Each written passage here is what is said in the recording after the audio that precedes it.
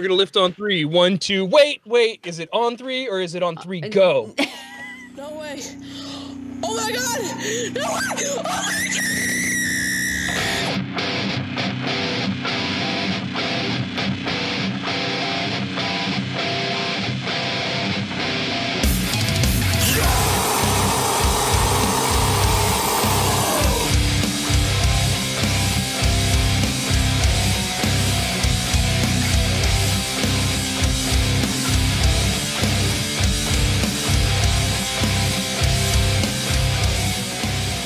Okay, welcome everybody to episode 99 of 1 million. That's right, 99. It feels weird to say that. Last double digits episode in the books of the Serial Chillers podcast from the Super Network studio. I am here with Hella Greg in the Super Network bunker, 66.6 feet directly below us. How goes it, Hella Greg? It's good, man. It's real good. Oh, you just feeling fine? Fine and dandy like sour candy. Oh, man. All right, Ned. Well, it's good to have you here. 66.6 feet directly below us. Remember to follow us any way you guys can. Facebook is Serial Chillers Podcast. The Facebook group is of the same name. Instagram, the very same. Twitter, @Chillers Podcast. Email address is serialchillerspodcast@gmail.com. Call or text to the motherfucking show, 1-805-666-2513. You can go to serialchillerspodcast.threadless.com for t-shirts. Look at I got mine today. Woo! Yeah. Serialchillerspodcast.com for stickers and updates. Rate and review us on everything that's possible. Patreon.com/serialchillerspodcast to give as little as $1 a month to the show. We're doing bonus shit. If you're giving $5 a month to the show right now, you're going to get the new show coming out during season 5. Hella Conspiracies, which is going to be a video podcast by Greg. Come hear him get fucking wacky. Also, don't forget to check out Super Simpsons Show and Death & Co. podcast, other shows on the Super Network. So we've got a few returning guests, one here for her second time. Welcome back, Ashley. Thank you. You're welcome. This dude hasn't been here in a while, but he's here now. We lifted the restraining order. Welcome back. Welcome back, Dustin. Hey. Listen to the sultry tones of Dustin. Hey. See, there you go. Get that robot penis in your face. Thanks, that's overwhelming. It smells. Okay, and welcome for the first time, newcomer to the show. He texted us a couple times today saying, hey, what's going on today? Welcome, Billy. Thanks, guys. Glad to be here. Excited. Glad to have you. Also excited.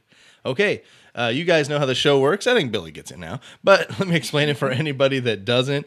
Each week, I sit down with old friends, new friends, good friends, and bad friends to tell the story of an infamous serial killer, or maybe more.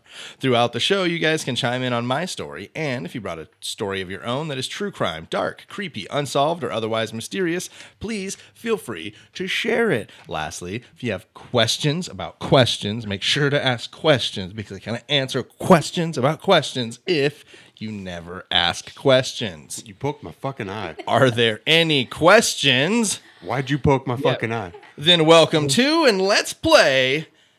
Greg. Yeah, was that foreshadowing in the beginning there? Poking of Dustin's eye? No, when you said each week I tell you about an infamous serial killer or more. Or more, I know. It was. Welcome to and let's play the Serial Chillers podcast. I just noticed because you deviated from the norm, and that really fucking with my tism. Autism. I threw off your groove. Yeah. I picked up what he was putting down. You guys think you're so fucking smart. Maybe I just was like, I added a new line this week because soon I'm going to have to do multiple serial killers. And, you know, like, you don't know me. All right, Not my supervisor. Today's first serial killer is Stephen Griffiths. Tell me, have you heard of him? No. Nope. Okay. This one, Griffiths. THS? Yes. From across the pond. So. All the way in Canada. Yeah. Question number 1. In what year was Stephen Griffiths born? Here's how we'll do it, Billy. We'll have them write it down. You'll answer aloud. That way you can't copy their shit and vice versa. All right, Billy, what say you? What year was he born? What year was he born? 58. 58. 1958. Dustin says 1934. Ashley says 1969. Nice. Stephen Griffiths was born Christmas Eve, 1969. 1,000 points for Ashley off the bat. Wow. Yeah. She walked out, stepped in the batter's box, swung at the first pitch, and hit it out of the park. Yep. Yeah, she done did it. So good guesses, everybody. home now? But yeah, I mean, we might need to. Actually, look at this. There are 18 questions this evening. So as I like to say, There's plenty of time. Plenty of time. Plenty of time. Okay, I gave you a chance. You were too late on it. Christmas Eve, 1969. lag. He is born in Batley, West Yorkshire. So he does listen, huh? Yeah, there'll be some names that I can't pronounce. Just be ready for that, you guys.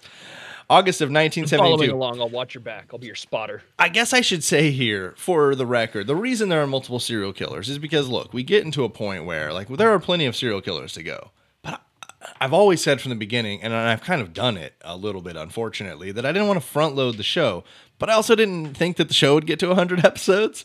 If I'm being perfectly honest, I'm glad that I'm here, and thank you everybody for supporting us. But the front loading was heavy, and like I have tons of really great research on a lot of really great serial killers. However, I have a lot of really great stories and crimes and some serial killers that there just is not a ton of shit about. Yeah. Yep, not a lot of info. These are their stories. Like this is what that is. Like I have these. I think I brought 3 today.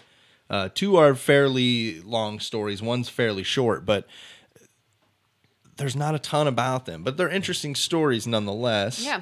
So I'm excited. that's why there are 3 killers today. This isn't going to be 7 hours long. It may end up being shorter than a regular. I'm not sure, but. These are stories that I've had in the bank for a while that I've tried to build up, and then by the time I'm done, I'm like, that's not enough. Okay, very good. So what are you gonna do if you get to a point where there's absolutely no more? one else to cover? Are Well, you gonna, are you gonna start paying That's where people I come to in, kill people? and I have to go on a killing spree. Oh, Greg's just gonna do it for free. I was gonna say, hey, Yeah, I got some yeah, people yeah. we could Well, call he out. is- whatever it takes he to is- promote the show. He Because is if I go co-president if I go of the down for Super murder- Network. So But I think that's what he's saying, and I like that. That's what you're saying is that there are smaller ones that we don't know really about and how cool some of them are. And We'll although we find are that serial out. killers, not everything has to be about serial killers, because there are some amazing true crime stories that don't necessarily involve serial murder, that do involve murder, or maybe they don't, but there are some stories that need to be told that I do want to tell. Yeah. So if we get to that point and people don't want to hear it, maybe that's when the show dies, man. I don't know if we leave this in or take it out, but Hey, people are committing crime all the time. I was just going to say, and like, honestly, I'm excited about things we're doing. Greg's got a show coming up. Lindsay and Bree are rolling with Death & Co. Greg and I have recorded over 40 episodes of Super Simpsons, and we're recording 4 on Monday. Don't forget. I knew that. Oh, fuck, I forgot. He's like, I do not check that calendar. No more apologies, though. Let's do this. Let's do this. I'm excited. It's fine. I like that there's 3. This is what we do. Just warning you, I'm gonna win. Yeah, I mean, you're definitely off to a good start. So August of 1972, he's 3 years old. His sister Caroline is born, and when he's 5 in 1974, his father had a successful promotion, so he started making a lot more money and bought them a nice private property. When he's 7 years old, his third total, his brother Philip is born, and in 1982, when he's 13, at a perfect age, his parents get divorced. So I hear that's a wonderful age at which your parents should. I'm sorry for any kid who has to go through a divorce. Thanks. I hear it can be gnarly. So At least it didn't happen when he was, young and impressionable. Like right at the start of puberty. like a formative emotional time or something. He just Yeah, that's not going to mess him up down the road. Well, we don't have a lot about him, to be honest, in his early years. We know that his parents divorced at 13. Also around the same time, they pooled their money to send him to a private school, even though they were divorced. So he goes to Queen Elizabeth Grammar School in Wakefield. At 17, he drops out of the school and distances himself. and distances himself from the family about a year after that. So he's 18 now. So it's essentially like he turns 18. He's like, well, I'm out this bitch, and just took off. Well, and I think legal age over there is like 15, 16. Okay. You can correct me, but I'm pretty sure I it's wouldn't be able to if I wanted to. Real young over It's there. You're legal. But he's 18 at this point. So he's left the school at 17. He's distancing himself from the family now. He's going to commit a little crime. Question number 2. He slashes a victim across the face with a knife due to them interrupting him from a crime. What crime was he interrupted during? Was it A, a shoplifting, B, a rape, C, an assault, or D, a murder? And Ashley, to answer your question, it is 18. Oh, thank you. They just, if you're younger than 16, they won't try you as an adult. Oh. Maybe it's a drinking age. I only know drinking age. All right, you guys got your answers written down? See? What'd you say, Billy? You're supposed to wait for Billy. That's all good. Billy I says was saying yes in Spanish. Billy I says got that A. A during a shoplifting, as does Ashley. Dustin said C during an assault. Ashley and an Bill. alrapist. Yeah, an alrapist. Ashley and Bill are getting points on this one because it was a shoplifting. In the spring of 1987, he is caught shoplifting some food, and while the manager was trying to stop him, he slashed him across the face. So he had a knife That's ready reasonable. and did a little face slasher. Yeah, exactly. That sounds fair and proper. Yeah. Okay, so Sounds Ashley like proper response. Ashley has 1,250 points. Billy has 250. Dustin. So in June of 1987, he is sentenced to 3 years in youth custody. So he's 18 and he's still does 3 years in youth custody is what they're assigning him. So, Well, that just makes everything I just said to Ashley a bunch of bullshit. well, I don't think so, because I think that a lot of programs work that way, that they'll treat you as a youth until you're 21 or 22. You know what I mean? Like you're I'm saying maybe back in the day. Maybe now it's 18, but maybe back then. Did it say it back does. It does say in some context, for example, children's hearings and child protection orders, a child is defined as a person under 16 years of age. well, there you go. We're equal on it. Okay, so in 1988, he's released from the custody, so he spends a year instead of the 3 that he's sentenced to. Oh, okay. Within months, he'll hold a woman at knife point, and we won't find out about him until much later when he admits it. And later in 1988, he's 19 years old now, guys. He has gotten it together and starts to go to school. He tests well, and as such, he was given an apartment in Manningham and enrolled in Bradford College. So he got like a little scholarship thing going. Like he was given a living scholarship. He didn't get school paid for, but they were like, "We'll give you a spot to live." And question number 3: what will he study while at Bradford College? Is it A, psychology, B, criminology, C, engineering, D, political science? Psychology, criminology, engineering, political science. What do you say, Billy? Got that D. That backwards D. Political science. Is it backwards? It's forward to me. Political science. Dustin said engineering. Ashley said criminology. 3 different answers. 3 different wrong answers. He was a psychology major. Almost.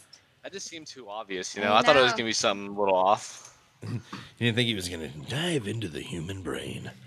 So after his recovery from being a criminal, he now only considers himself an intellectual, a student of life, and is incredibly interested in and seems to even idolize serial killers. Holy shit, that looks good. It's sour. Well, I could tell. So after his recovery from being criminal, he now only considered himself an intellectual, a student of life, is incredibly interested in and seems to even idolize serial killers. Now, people always like say to me, like, "Oh, you do a serial, you're like obsessed with those guys." Like, here's the deal, and I want to be clear, is that like I think these guys are fucking asshole pieces of shit, and like sometimes people will write to us, and then sometimes they'll be nice, like, "Hey, I wrote to this serial killer, and like, Paul, they said this." But then we've occasionally had some people who've, written out like, "Oh, they're not bad people," and You've gotten that feedback? Wow. recently, and Wow. and not like it doesn't come a ton, but like I just want to set the record. He's a man of God. I want to set the record straight. Like, yeah, that we did get one really hard on YouTube that was like that. How he just said that, it was like one of those buttons that you press. I felt like Yeah. that was like perfect. It was just How a good everything sample. sounded. That was insane. But Put that on the soundboard. You know, like you guys can take that shit somewhere else. Like I don't care to talk to serial killers. I don't care if like they've repented and they're good people now. Like, look, to me this. If you look in depth on iTunes, this appears in Society and Culture under History. Yep. This is not. I'm reporting facts. I don't have opinions other than fuck these people because they killed people, and I know some of them had mental issues. But I just feel like we get to points. I've just gotten a lot of the like, oh, you're obsessed with serial killers, huh? It's like, nah, like the stories are crazy, and I'm very intrigued by what's happened, but I'm definitely not obsessed by these serial killers. This is where now I'm all sounding all defensive. And weird. I was gonna say we listen because it's fun to know about. For sure, I think I also wanted to use it as a time to say to the people that, and again, some people are very cool in the way they approach us, and they don't like shove it down our throats. But a few people have put a lot of caps lock and talked about Jesus and talked some shit. But you could take that shit elsewhere. Yeah, please do. Hail Satan. Hail Satan. I believe that's what I responded to the YouTube comment. If I'm not, I believe it is too. Yeah, Yep. I'll agree. I concur. So he is very, very enamored with the idea of serial killers. He said his hero is Peter Sutcliffe, who, if you might remember the name by the Yorkshire Ripper. So if you're, I'm Peter Sutcliffe. You may remember me as the Yorkshire Ripper. And other serial killings as, oop, you'll have to find out. He learned a lot about them and what they did. He seemed very keen on notoriety himself. He was very into the idea of being famous. So he was far more interested later in becoming infamous than famous. In September of 1989, he was brought before the Bradford Court for possession of an air pistol and odd behavior and sentenced to 100 hours of community service. He was like storming through his neighborhood with a very real looking air pistol and, making threats of sorts. And he was brought in and he was given 100 hours of community service. He's 22 years old. So, all right. I mean, I guess the punishment fits the crime. He didn't hurt anybody. He's just out being a dumb fucker, but he was definitely kind of a menacing non-crime, people. kind of a non-punishment. Yeah, 100 hours of community service. Go rake the side of the road or pick up the trash or whatever it is. May of 1991, he was sent to Rampton Hospital where he is diagnosed with a personality disorder. Later in 1991, he begins showing signs of mental issues and taken to another mental hospital where he is diagnosed to be sadistic and a schizoid psychopath. So this is early. This is 1922. Or sorry, 92. when he 92, when he is 22. Mm-hmm. He is the red flags are now. Okay, so 1991, he's showing January of 92, he's sentenced to 2 years in Leeds prison for a separate attack on a woman, which was also with a knife. September 12th, 1992, Yvonne Fitt's body is found in a shallow grave at Northwood Edge with her body found stabbed to death. This is believed to be one of Griffith's first suspected murders, but it cannot be proven. In the spring of 1993, he was released from his sentence at Leeds. So he did 1 year of his 2-year sentence, and they find a dead body that they will later believe is attached to him. In May of 1994, Dawn Shields' body is found in a shallow grave in Derbyshire. She is strangled to death. It's Derbyshire. Motherfucker.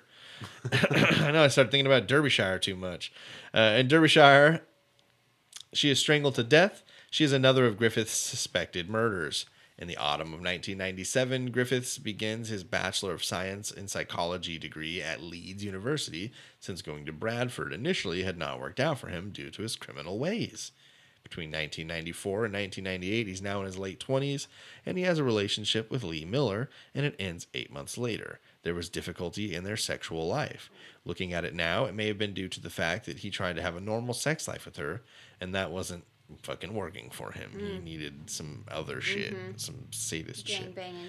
In 1998, he meets Zita Pinder, and they date for the next 2 years.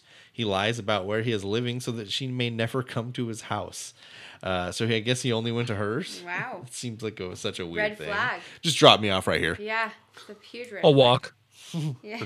Hey, listen, my place is being fumigated tonight. Cool. Here's $40. Go find 40 pounds or 40 quid or whatever they have. Pounds in the UK. Here, go get a British hotel for the night.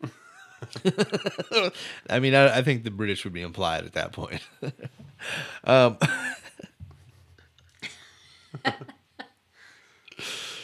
Okay. Next question. So yes, they also had difficulty in their sexual life, very similar to the same reasons of the last relationship. In 1999, he is now into his 30s and is in a relationship with Amanda Judson that lasted until 2001 and seemed to go okay. But many believe that he specifically chose Amanda because she was not very interested in a sexual relationship. So he was out doing his thing somewhere else. And he was like able to be satisfied with this woman because like she didn't expect him to have sex with him. She's a good cook. She thinks I look nice in that one shirt, but Barefoot I can go pregnant get in it on the kitchen. side elsewhere, and I don't think she minds. I'm just not going to tell her. Yeah. May of 2000, Gemma Simpson disappeared near Leeds after a rowing trip with her sister. Griffiths is suspected of kidnapping and killing her, much like the woman before. However, again, while this woman, whom many believe he is responsible for, there is no proof, nor has Stephen claimed many of this. So he's like later he's going to admit to murders. None of these he admits to. So there could be different reasons for that, and we'll kind of talk about it a little later. But these are crimes that he is believed to be involved in, but he was never charged with. But you know me, I like to bring all the options. February of 2000, he's now 31 years old and begins a relationship with Kathy Hancock. I'm immature. February of 2001, he and Kathy's relationship ended about a year after it started because unlike his previous relationships, he decided that this time he would just act the way he felt like acting and she should be able to handle it. In doing so, he begins to mentally and physically torture her. He's just like, yo, this is my shit, right? That's a fun date. I was just going to say, if you can't handle me at my worst, you don't deserve me at my best. But this guy's worst seems pretty fucking bad, and nobody should have to put up with it. So he doesn't take long into the relationship to do this. Question number 4. Kathy breaks some news to Stephen. What is it? Is it A, that she cheated on him? B, that she is leaving him? C, that she knows about his past? Or D, that she is pregnant? Cheated, leaving, knows about the past. I know what you did last summer. D, she is pregnant. All right, Billy, what do you got? Pregnant. Everything you got. Everybody said that she was pregnant. So, do you guys all want 0 points or do you all want 250? 250. At this point. You guys did get 250 because the announcement and news was that she was indeed pregnant. Nice. So she made him pop a balloon. She was carrying it in, and he had a knife, and he was like, "Where have you been?" And he swung it at her, and he missed, and he hit the balloon, and it's pink and powder blue. went everywhere, and he was like, "What the fuck is this?" Pink and blue. Like, we're not choosing what kids are anymore. So Ashley is at 1,500 points. Billy at 500 points. Dustin on the board, buddy, 250. Welcome to the game. I was hoping to get 0. Just getting warmed up. Yeah. I should start making one answer. There's 13 questions left, so there's plenty of time. Okay, yeah. So in the spring of 2001, Kathy finds out that she's pregnant, and a few months later, she finds out that she's going to lose the baby. In April of 26th, 2001, Rebecca Hall's body is found beaten to death 2 weeks after she disappeared. Griffiths is suspected of this murder, much like the others, although this is not on his official list of murder suspects at the end of the day. Or he is not on the official list of murder suspects at the end of the day. These killings don't seem to follow a specific MO. One was stabbed to death, one was strangled to death, one was beaten to death, one just disappeared. Like maybe they're men and women, right? It out, there's men and women. It's not all learning his way. There was one male, right, at the beginning. Are you thinking about Lee? No. They're all women? Yeah, all women. Okay. Yeah. Yeah. But yeah, I don't it's disagree. just strange that they don't follow. It's just strange that they don't follow like an MO. It's not like one was strangled with rope and one was strangled barehanded and one was strangled with a scarf or something like that. I Like, think it's what just- we're looking at is a lot more like these are cases in which his name has at some point been attached and not removed.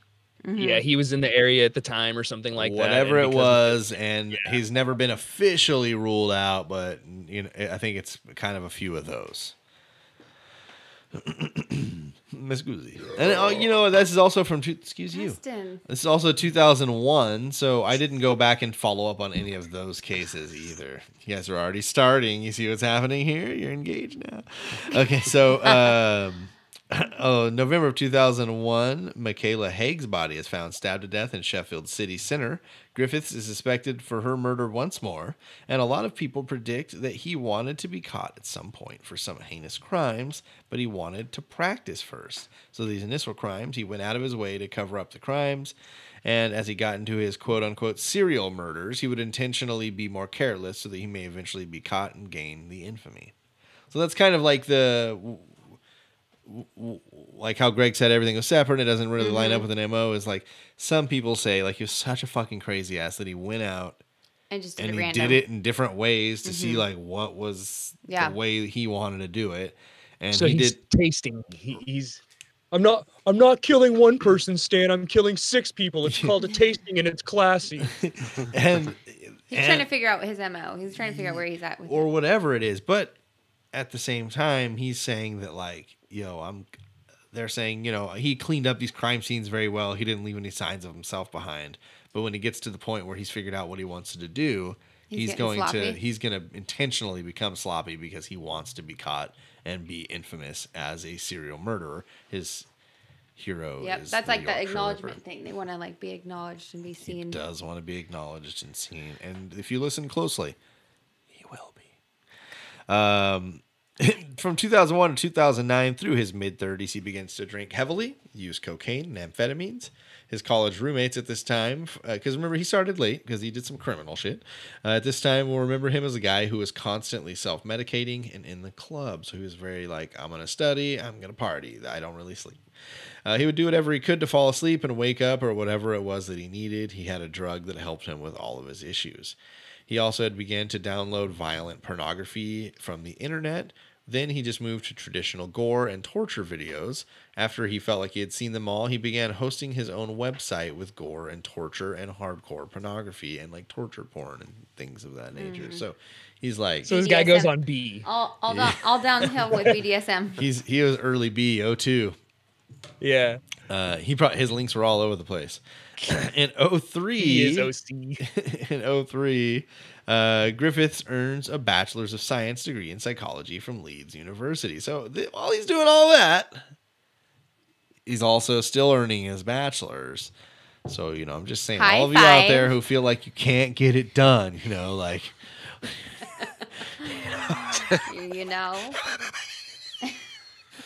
Okay, question number 5. What is one of the first things that he does once he gets this bachelor's? Does he apply for teaching jobs? Does he enroll to a PhD program? Does he begin stalking a woman he had classes with? Or does he move to the U.S.? Applies for teaching jobs, enrolls to a PhD program, stalks a woman he had classes with, or moves to the U.S. He's like, yeah, got this degree. What I'm about to do. Is it the bottom one over here? Yeah. Okay. What do you say, Billy? I'm gonna say stocks classmates. Billy says stock of classmates. Both Ashley and Dustin says that he moves to America. And nobody gets any points on this one because what he does is enrolls at the University of Bradford for a PhD to write this study on homicide studies. So he wants to write about them killers and them murderers. You know what I'm saying, guys? No points for anybody. The score remains the same. 1,500 Ashley, 500 Billy. Dustin's got 250 points. Yeah. January. I just had an idea for season 5. Did you? Yeah. Write it down. Okay. So he's in a PhD program. He's doing some shit. He's doing his paper on homicide studies. January of 2009, he's given a conditional discharge from Wakefield for harassment. Sexual or unsexual? I don't know. Okay. So on June 22nd of 2009, the last time a woman named Susan Rushworth is going to be seen in Manningham, an area that Stephen frequents. She was a sex worker, and her family said that she had been battling major demons. But one thing that she had no trouble doing was anything for money. Her brother even spoke about how he'd go directly out onto the streets and ask her to stop doing what she was doing. She never heeded any of his warnings and became a victim of Stephen Griffiths. Her body was never found and is believed to have been dismembered and removed from his apartment via regular black trash bags. So, He's getting serious. This is where, when I said got to the serial killings, these are them. Because he is taking them so these are proven. These aren't alleged like the other ones. These are not alleged murders. These are so with Susan, there we have the killer. round. So Susan Rushworth was a sex worker, and he takes her back to the house. And I think everybody kind of knew him before, because it's not the first time he's picked up a sex worker. And everybody's kind of aware of him. And he's like the kind of guy who's got a bunch of mall ninja shit hanging on the wall. He's like got crossbows, and he's got fucking katanas and samurai swords and machetes, and I'm not saying that makes him a dangerous person, right? It doesn't, but at the same time, he also, if he frequents sex workers, I got to imagine they gotta gossip. Well, and that's 100% why. If this guy's into some violent shit, and I'm sure like they remember him, and they're like, hey, like if you watch this guy, he's into some messed up stuff. Yeah, but and is this on his walls? This is on his walls. Yeah, so they if said it's on his walls, that means power. Like some people said his house looked like a mini armory, but he was out there casing the streets. Like he was finding the ones who would do anything, the ones who wouldn't say no, like the ones who would come into his apartment and be like, "Fuck, all right, like I need to get the money." Like he was a predator. He was going out. He was searching for the sick or weak. He was picking them off, and he was finding them. So. She goes into his apartment. There's video of her going into the apartment with him because he lives in like an apartment building. There is no video of her leaving. On April 26, 2010 at 7 p.m., Shelley Armitage is 31 and she leaves her flat in Allerton with a friend and has dinner on City Road before moving towards Sunbridge Road and Rebecca Street. At 10 p.m. Until late, Armitage is last seen in Rebecca Street in Bradford City Center. On Wednesday, April 28th, Armitage is reported missing to police. So she's missing for 2 days. She doesn't come back. Her friends report her missing. I believe it was fellow sex workers. I believe she's a sex worker as well. Wednesday, May 5th, police launch a poster appeal to help trace Armitage, which states that police are extremely concerned for her safety. On Monday, May 10th, police release CCTV footage showing Armitage walking a short way along a street in Bradford before turning around and retracing her steps at about 10:10 p.m. on April 26th. Officers say detailed searches of Beldean Road and Bradford have been conducted for clues to the 31-year-old's disappearances. Inquiries have also been taken in the Huddersfield, where Armitage worked the years before. Detectives say Armitage, who has health issues and was addicted to drinking and drugs, has failed to claim her benefits or use her mobile phone since her disappearance. On May 21st, 2010, Suzanne Blameyers from Allerton, Bradford, disappears in the city. Monday, May 24th, a 40-year-old man is arrested in connection with her disappearance. Question number 6. Why was he arrested? Was it A, his neighbors thought that they had heard something? B, he was showing plenty of signs of his guilt? C, the police had a good hunch? Or D, he was caught on CCTV committing the murder? His neighbors thought they heard something, showing plenty of signs of his guilt. Police had a good hunch, caught on camera. All right, Billy, what'd he say? Hey. Billy says A, his neighbors thought they heard something. Both Dustin and Ashley say D, that he was caught on CCTV committing a murder. Get this thing closer to you. Why are you copying me? 250 points for Ashley and Dustin because, yes, on the 24th of May, during a seemingly routine sweep of the CCTV footage, the security officer sees a woman run from Griffith's. So this is 3 days after the event, remember. Run from Griffith's apartment as he menacingly gives chase with a crossbow. Once he catches up to her, she is pushed down and shot through the head. He then turns to the camera, looks at it directly, and flips it off. Fuck yes. On Tuesday, May 25th, a member of the public finds body parts in the River Aire in Shipley, West Yorkshire. The remains are not identified but are thought to belong to one of the missing women, or all three of them. On Wednesday, May 26th, police reveal the man is being questioned on suspicion of murdering Blaymyers, Rushworth, and Armitage to the public. The detectives are granted more time to question the suspect until the following evening.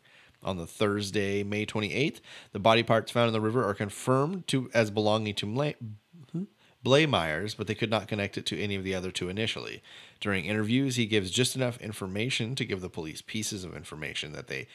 Essentially, he's giving up information that he knows they're going to find in his apartment. Mm-hmm. Like, he's not giving up anything else. Like, he's very calculated. Very, very, very calculated. Is that calculated, though, or is that just, like, trying to play smart? Because if he's just stringing them along and fucking with them by being like, oh, yeah, look in the cookie jar in the kitchen, you'll find, something that I put in there for you. Like, it's not really, I mean, I guess it is kind of calculated, but it doesn't seem like he's playing 4D chess like he thinks he is. I see. Yeah, I agree. I'm not saying that it was the smartest move of all time, but that, like, in his readings and his studies, that's where he thinks he is. He thinks he's playing mind games, and he thinks he's winning. Exactly that. So, that's why I'm a psychologist, okay? Yeah, exactly. Fucking psychologist. He's trying to be a doctor, guys.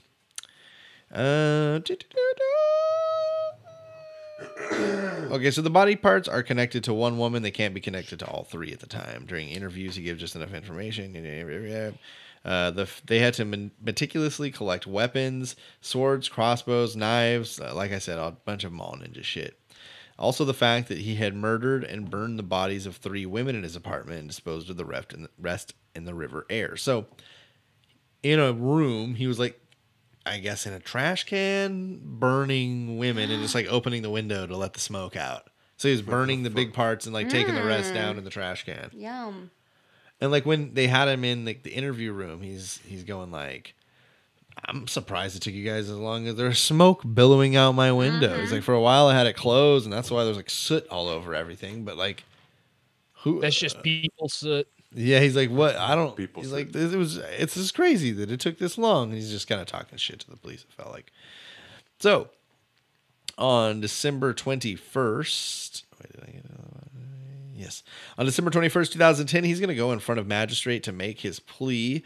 Question number 7. When asked to rise and state his name, Stephen stood up and said, my name is A. Stephen Griffiths. B. Professor Psycho. C. Dr. Killer. Or D. The Crossbow Cannibal. Kneel before Professor Chaos. And Captain Disarray. I thought it was. I think it's General Disarray. Oh, yeah, all right. One more time. That it. Was it his name, Stephen Griffiths? No. Okay. Professor Psycho, Dr. Killer, or the Crossbow Cannibal? So many good options. I mean, I had to make up at least 3 of them, right? I guess I didn't have to. We got the D on it. Billy says the Crossbow Cannibal. Ashley says Professor Psycho. Dustin said he just said his name. That day, he stands before magistrate and says, today I am here and my name is the Crossbow Cannibal. Oh. Billy's got 250 points on was the too board obvious. for that. Yeah, he stood up in court I to figured he state would his not name say and that. said, I'm the Crossbow Cannibal. Was I just not listening, or did you say that he ate people? I have not We got haven't. there That's why I yet. said that was too far. Oh. I was like, no, there's no way. Yeah, Well, because that's a bullshit question. essentially, It's a game, babe. It's a game. yeah, but I want to use my challenge. That's exactly why I said. You want to phone a friend? This is also why I said that nothing that If you Steve will, is still alive, I'm gonna call him. that you. That's why I said that nothing that you can take notes about will ever be in the fucking questions. Yes. So I can still take notes. I thought Greg said you can were absolutely gonna ask you can. what his There's- name was. It's Steven. I should get the fucking points. Oh right my now. God, babe. One of the things they did not find in his apartment, but he did share with them, was the fact that he had, during the dismembering process, cooked and eaten a piece of each woman, which Damn. later they would be able to connect the body parts, all three, to the three women, back to him. So that is Stephen Griffiths for you guys. Like I said, we've got a couple more, but what we're going to do right now is take an official break. Come back with a Sorry. Hella Greg story. I didn't want to pee on your chair. Oh, I did that like 10 minutes ago. It's a party in the Lacey residence. Yeah. Okay, so we'll come back with a Hella Greg story and a Hella Greg question, and then I've got a couple more. So come back, or we'll kill you. Excited. Greg.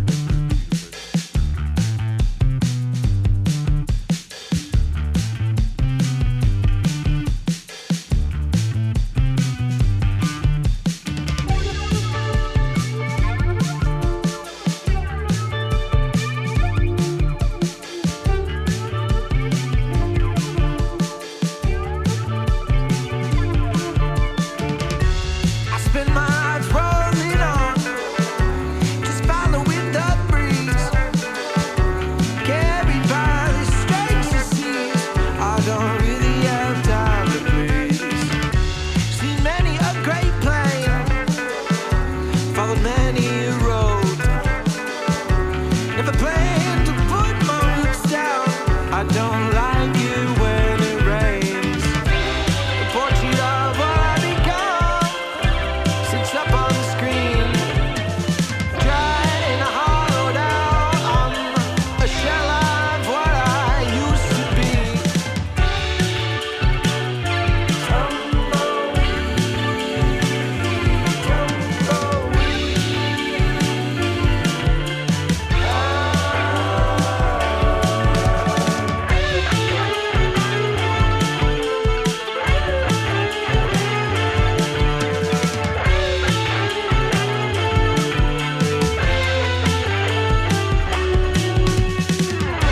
Say what you will, I live my life fulfilled.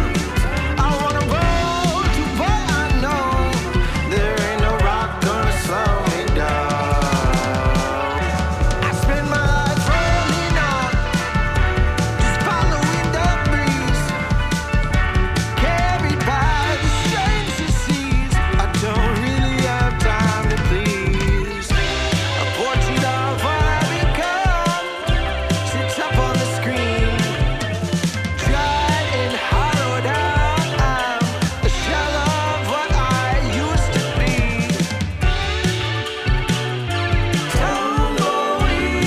Tumbleweed, tumbleweed.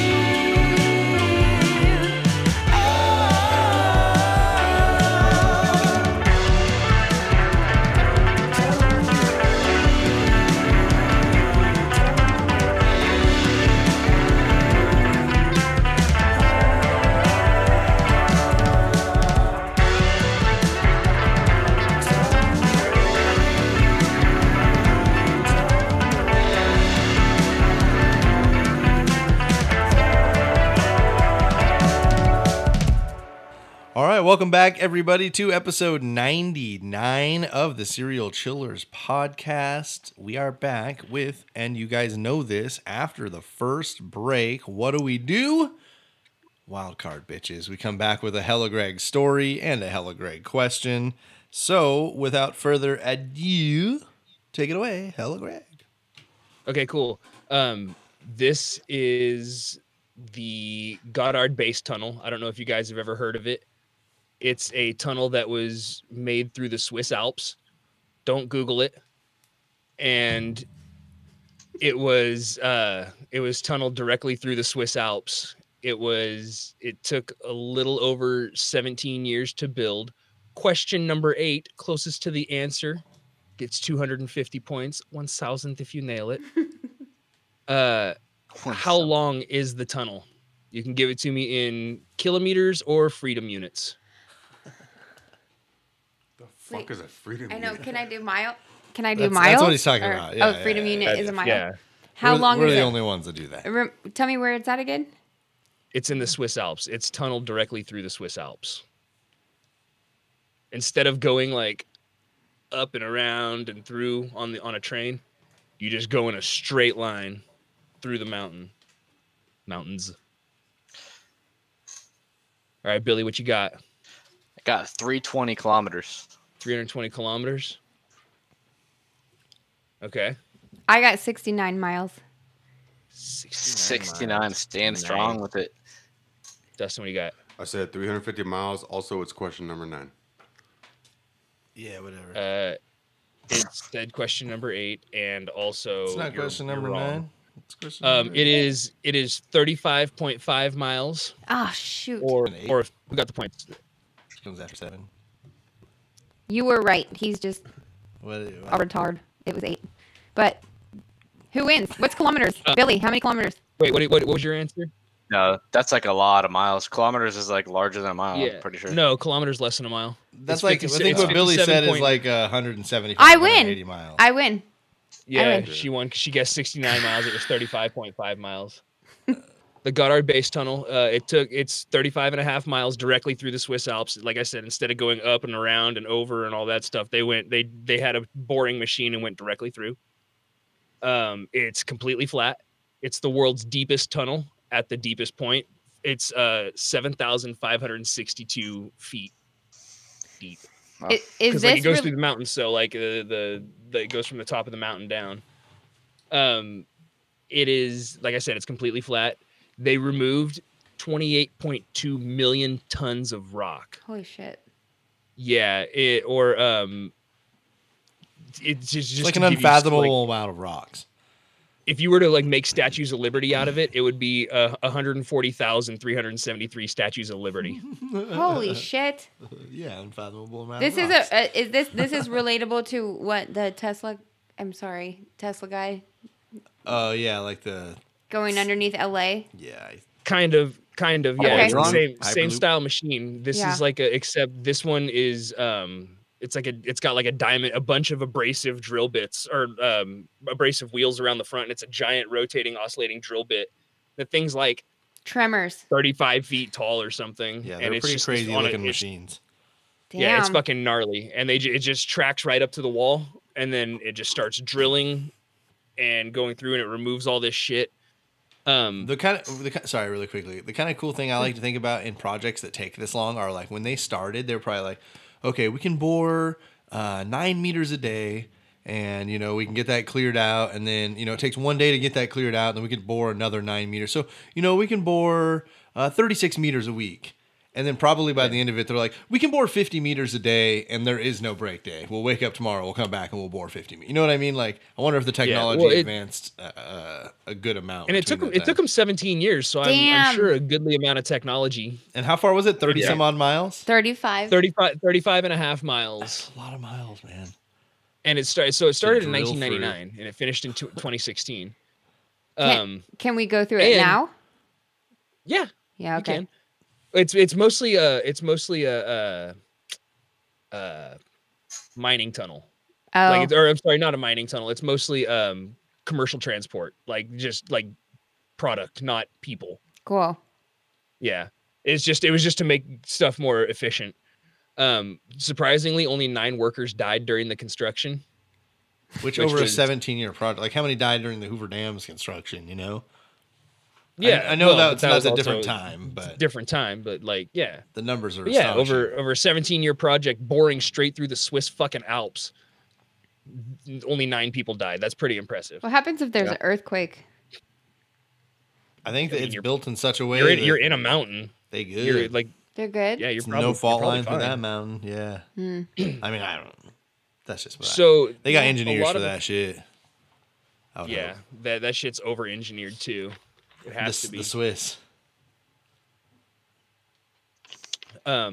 So the opening ceremony for the tunnel is where all the controversy comes in about this whole thing.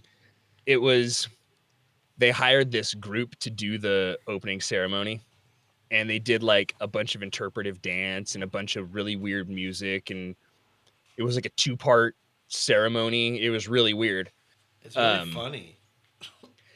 So I watched the whole thing and just I got like a blow by blow of how this thing goes. And I'll jump around a little bit, but basically it was presented in parade style. Everybody's sitting in a part of the tunnel for this thing. And there's like, remember Little League bleachers?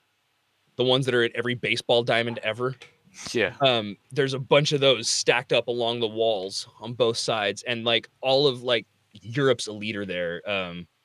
So they're all hanging out. And then these floats come in. And like I said, it's very parade style. They're all stacked behind each other. And a procession, as it were. Yeah. What's that? Said a procession, as it were. Yeah, and there's lighting on the floor that makes it look like train tracks, and then there's like fake train tracks on the floor, and they're doing this whole it all looks like train cars coming in, and each one is packed with people, and they're doing like interpretive dance. And so like the first group were dressed like workers, like railway workers, hard hats, boots, and like high vis reflective vests and stuff. And they were doing interpretive dance to, I really don't know how to describe it, like a mellow, earthy synth drum circle thing. It almost sounded like rhythmic pickaxes and hammers, like to mimic the workers breaking through the rock and stuff like that.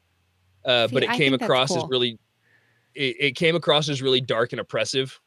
And like the workers, none of them showed emotion. Like when they were dancing, they weren't like happy to be there. They were like really dead in the face. Huh. Yeah. And a lot of them were like moving pretty violently. And then the next float came out and it was full of people in their underwear. And a topless woman with winged gloves and a giant creepy paper mache baby head. Ooh, fancy. Oh yeah. And she was like flying around on harnesses and stuff like theater style.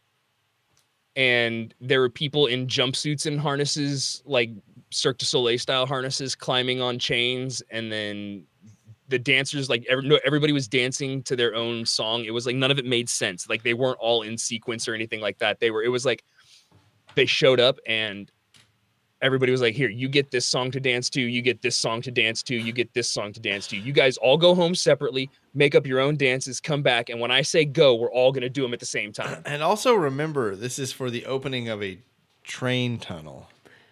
A commercial train tunnel, not like. But also, what's that? Through the Swiss Alps. So these people are probably territorial, right? I think they're just Swedish people. Like, I think. Yeah, I mean, it didn't. I mean, this was like a lot of people from Europe from Europe were here. Like, so there's something we don't know about these mountains. Yeah. So, they danced a lot and incorporated a lot of sticks, like very stompish. They even started like, I don't know. I guess it's like I said, it's just interpretive dancing. That's pretty much the only way I can describe it.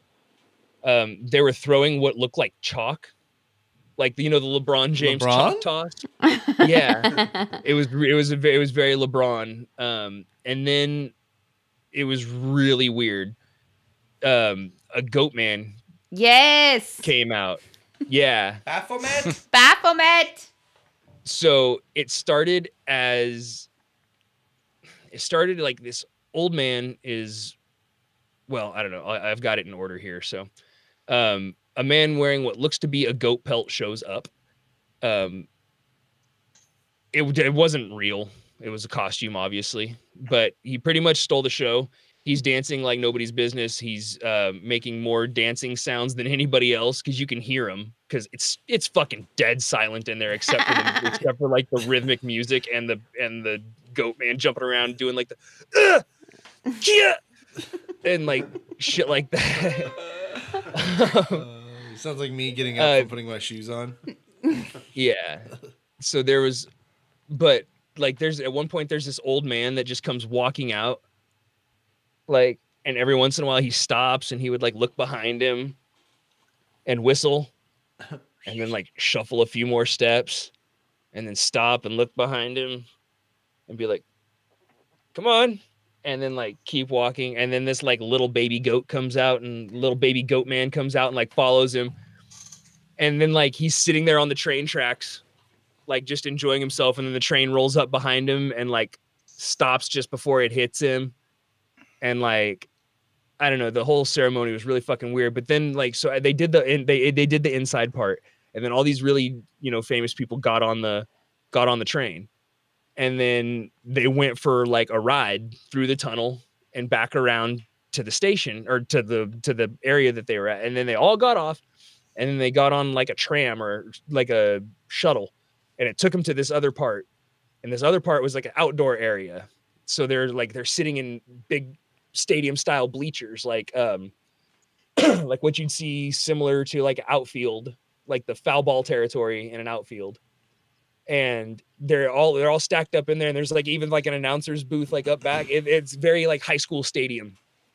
And there's a big stage in front of them, and there's all these people dancing around. These people in like the goat man's there. He's dancing. He's doing his whole thing. Everybody's there. I'd like to thank Coat Man. Thank you to Nirvana Man. for coming out. Lauren, thank you for having me again. Hi, Mom. My baby goat. My baby goat's behind me. My baby goat's So with there's me. people in like full body ghillie suits. They look like Cousin It, but like grass skirts style, but it's ghillie suits. Like those like digital dancing videos that are kind of popular a few years ago. Yeah, kind of. A lot of the gymnasts were wearing like goat antlers or like the goat horns and the deer antlers and stuff. But like some of them weren't. Like they had more dancers than they had props, so they were like, some of you get them. They're the ones that are dance your heart out. Like, but it wasn't like, it was very like the dog from the Grinch, because they weren't wearing both of them. Oh. Some of them were wearing like one. Max? Yeah, it was like, so some of them were wearing one. That's why I said it was like, some of you get them. Those of you who don't get a full set, you got to split your set with like somebody else. And get better. Yeah. Then, oh no, this was all still inside. Yeah. Because women in white robes walking in a circle with antlers on their head showed up. Eventually, everybody in there clears out. The lights dim. They pump a bunch of fake fog into this area, and some old dude. That's when he comes walking out, and he's like yodeling and saying gibberish and shit and whistling.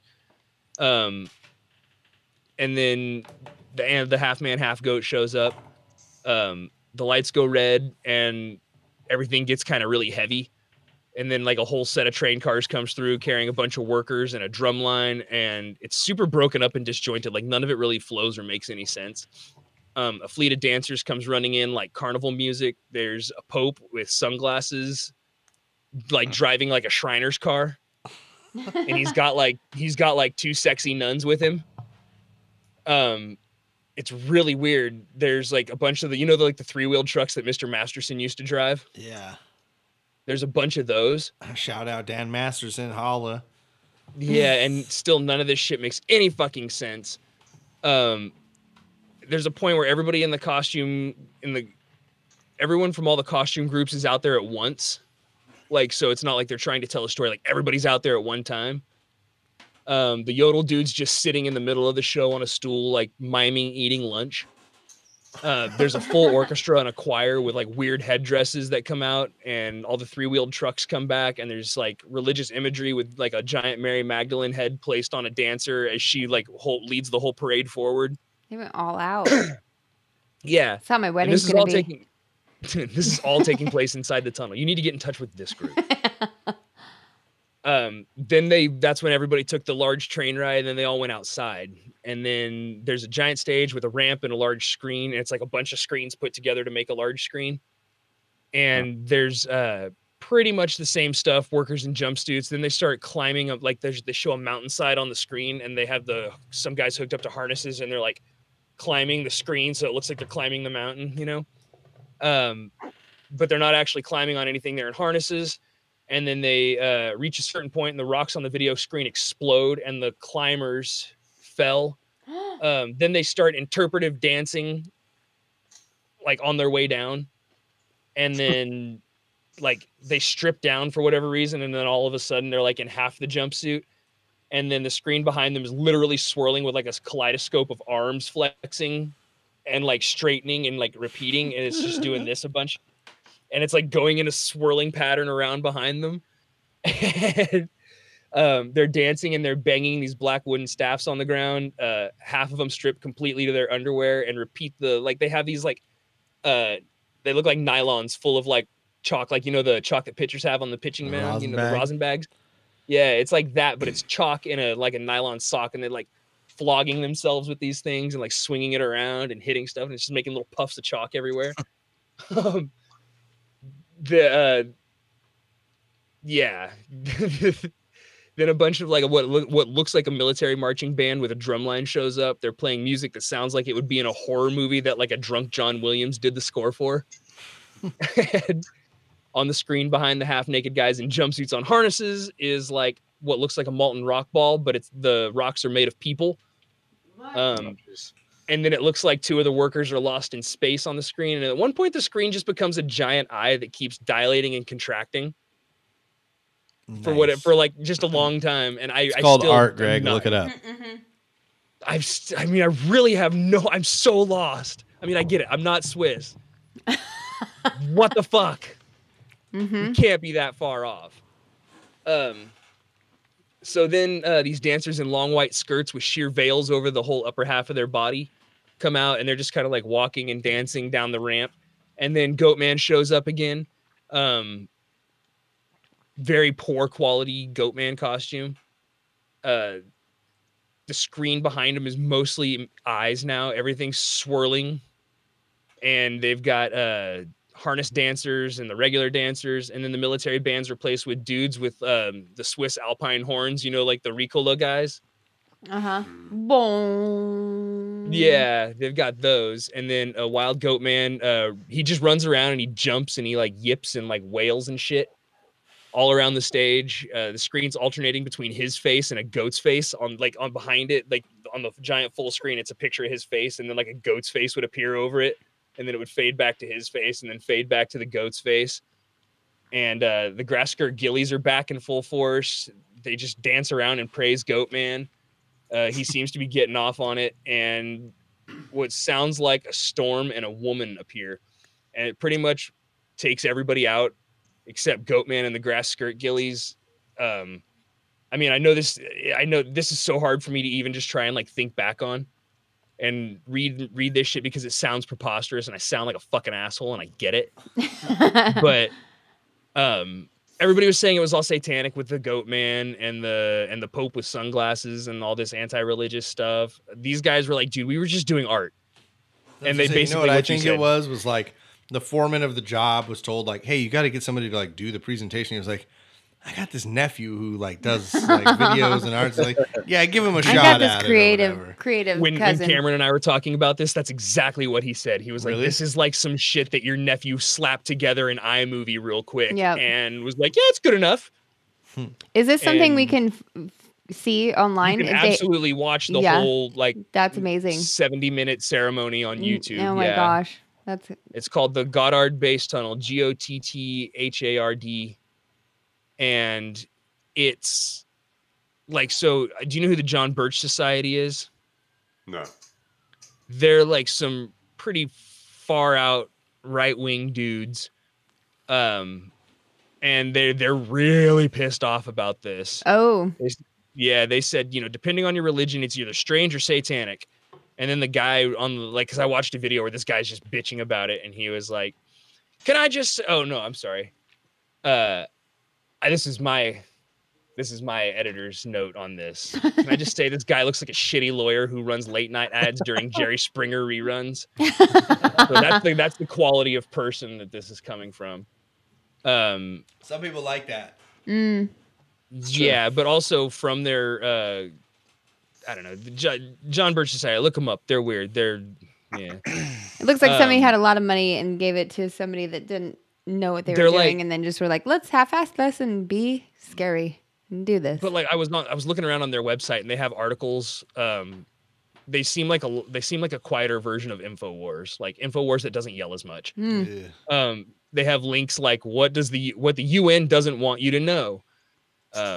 So according to them, this was more than likely satanic. Turns out the MC for the whole event was Goatman. The jumpsuits represented the workers who built the tunnel, shuffling through like zombies. Masses or the public represented by the folks in white undies, lots of goat heads, and this is the best quote, foresty things. That's what the artist said. I like this guy. Let me just sometimes mention, you gotta like get ultra descriptive. I'm fine with it. Yeah, a lot of the jewelry and stuff was just like costume jewelry from online. So yeah, and apparently like the track is built in a pentagram shape. I don't know if I buy that, but yeah, look it up. Read about the Goddard Base Tunnel. I'm gonna talk about it on Hella Conspiracies. It's cool. Fucking yeah. Just watch it just for the sheer preposterousness of it.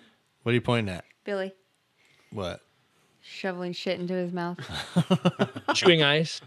I'm into it though, Greg. I'm into it. I'm excited about that. I like all of it. Cool. My wife brought me some muffins. All right. Fuck yeah. Muffins. Your wife brings me Greg. muffins. What? All that shit you were just describing reminded me of a band called Halung.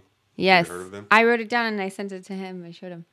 Look them up. It's exactly what you were just talking about. Is they put on full on like hour shows, and they have the bones and the markings and the goats and all like that. It's almost like ritualistic music. It's exactly what you're talking about. With like a hint of death metal into it. Huh. I mean, that sounds cool, but like this wasn't even like ritualistic music. This isn't as metal as it sounds. Yeah. I mean, like it sounds fucking cool. It's kind just of. it's like the antlers and stuff because it's all like this group. It's all percussion, and they use like deer skin wrapped drums, and then they use like bones from like a human arm or something as percussion instruments. But he's saying it was low quality. He's saying it was not as good as it should have been. Like metal. That would have been better, but this was like really low quality. Yeah. And then imagine if somebody wanted to do on their that, drums and shit, but had the budget. Their only budget was like the profit from their little brother's lemonade stand. From like the Dollar Tree. They went to the Dollar Tree on Halloween and got everything from Halloween for Dollar Tree, and we're like, let's start some let's put something on from Dollar Tree. We are now an entertainment company. Yeah. Yep. Like, got it. All right. That was amazing. It was rough, but yeah. Yeah. Look it up, watch it. It's fun. Yeah. I will. No thanks. So I'm in. Well, fine. I don't want to play your stupid game. No. Someone had to say nothing. You described it. I get it. I was there, man. Thank you for. I just closed my eyes and let you walk me through it, Greg. Thank you. You literally had your eyes closed. That's why your eyes were closed. You're a visual storyteller, Greg. He's envisioning. I am a father. I closed my eyes. I get a chance. I was like, he's envisioning it right now, but you were like, I wasn't sleeping. I was just resting my eye. Yes. I mean, I was like, I can't fall asleep. I did, however, one time fall asleep podcasting with Greg. You did? Well, he was doing a separate podcast, and I came on with him, and I kind of dozed a couple times. It was a real long day for me. Before you guys had this video thing, he left. He's mad. He actually. Oh, he's mad. All right. There's no doubt about that. I liked it. All right. So, fucking weird. Thank you, Greg. I actually do want to kind of click through the video. I'm definitely not going to watch all 70 minutes of it, though, but. Check it out. We'll post some pictures online, maybe. So we have another serial killer for you guys. Her name is Kristen Gilbert. Yes, a woman. Question number 9. In what year was Kristen Gilbert born? I got an identity to uphold.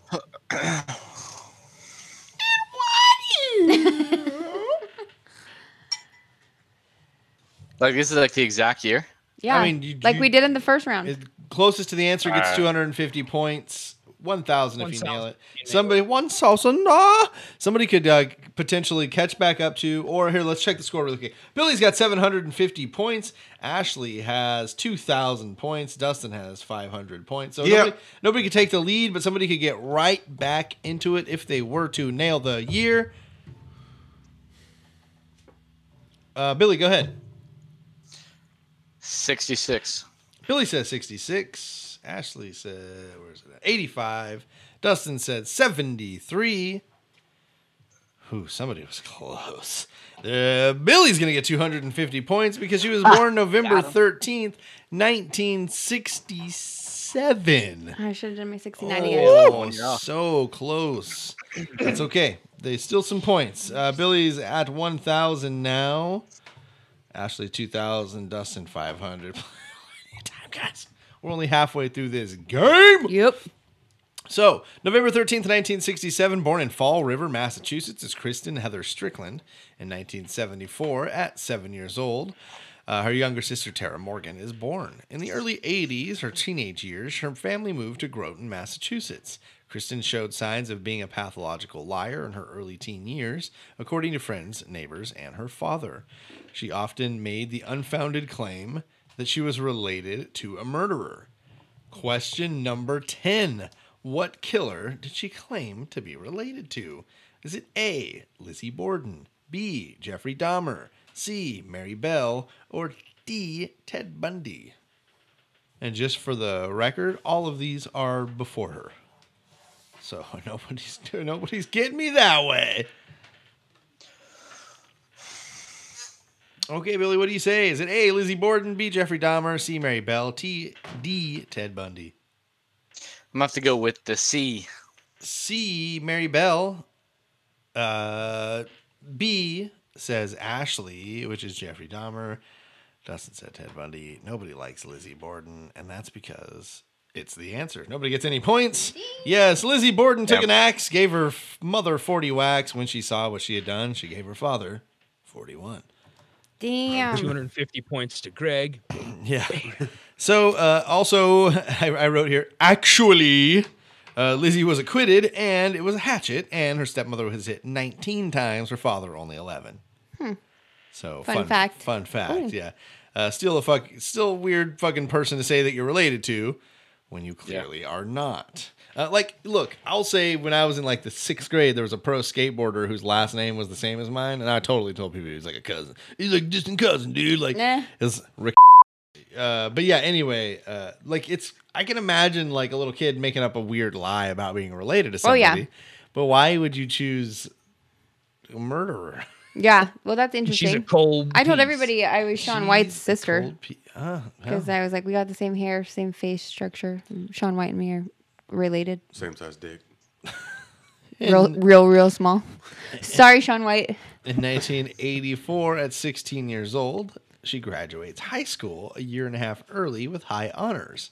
She is a very intelligent young woman, although she is said to be starved for attention and seems to be on a good path. So she's got a very up and down story so far, which is mostly that she's super smart, but for her entire life, she's had to be the direct center of attention. Like, it's been very look at me from, like those early years when she started like proving to be a pathological liar. It was like mostly that. It was like making up stuff. It was mostly, like lying to make herself seem cooler than she was, but also make herself the center of attention. More than pathologically lying, she would like create situations in which she could be the person who solved it, or the person who she wanted to be the hero more than the victim. Okay. Yeah. Okay.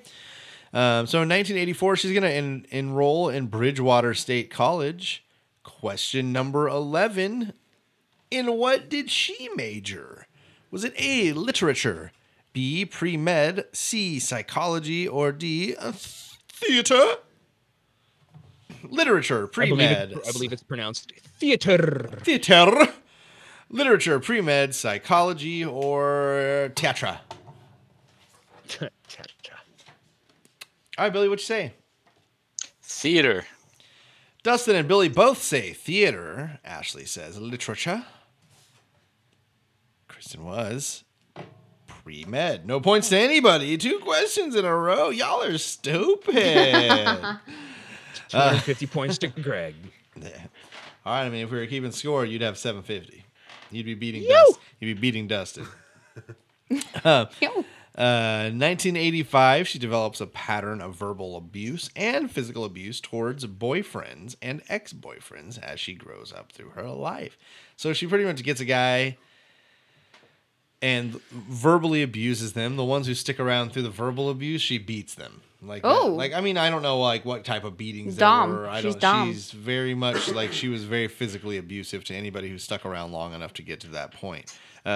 She would also like toy with guys in college because her freshman year in college, she's 16 years old. And so she would use that to lure guys into the assumption that's illegal. That she's 18. Yeah. So yeah, Catching exactly. So I'm not saying that as a kid because look, I know like she's technically a child in most states. But she's in college. It doesn't matter. Still 16 years old. She's not an adult. She's a child and she can't make that decision. I think Massachusetts would be one of the states where it would be age of consent would be 18. So it's just one of those things. Like I would assume somebody in my college course was 18. Not that I have ever had sex with somebody in college, but like I would assume that. And she was using that to get things because she was also known to extort some of the dudes. She would just toy with whoever she could whenever she could. If she couldn't physically or verbally abuse them, you know, if they were physically or mentally her superior, she would just find some way to, you know, or she would just be like, oh yeah, we've had sex. Look at my fucking license. I'm 16, bitch. Mm-hmm. And you know, it was things like that. So I almost had sex with somebody in college, but then I didn't go to college. So. Bummer. I was waiting for something like that. That's the worst. Missed it by that much. In the summer of 1986, she's now 19. She's going to meet her future husband, Glenn Gilbert.